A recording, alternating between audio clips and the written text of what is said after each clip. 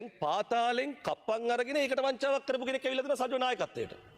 කියන සමගි ජන බලවේගයේ කෘත්‍යාධිකාරී මණ්ඩල සමාජිකේ චෝදනාව තමයි පාතාලයෙන් කප්පන් අරගෙන වංචා කිරීම. ඒක කප්පන් අරගෙන වැඩේ කරන්නේ එතනත් වංචාවක් කරලා.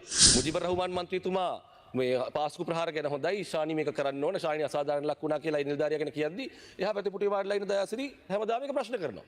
ඒ ආරමයි යා මෙහිමයි කියලා. ප්‍රශ්න කරන එක නෙමෙයි ප්‍රශ්නේ. මේගොල්ලෝ ඩිස්ක්‍රෙඩිට් කරනවා. මේක වැඩක්.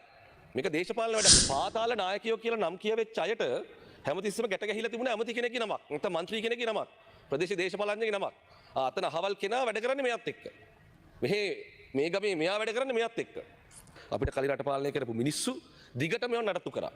ඒක අපි කඩපු හින්දා ඒ තිබුණු බැඳීම ඒ සම්බන්ධය දේශපාලඥයා සහ අපරාධකල්ලි සමාජිකයා අතර තිබුණු සම්බන්ධය අපි දේශපාලන පක්ෂයක් විදියට ආණ්ඩුවක් විදියට කඩපු හින්දා තමයි අද මේ විදියට මේක අතු ගන්න පුළුවන් අතු ගාලා දාන්න පුළුවන් වෙලා තියෙන්නේ. ඒක අපිට අස්පනා අපිට පේන සත්‍යයක්.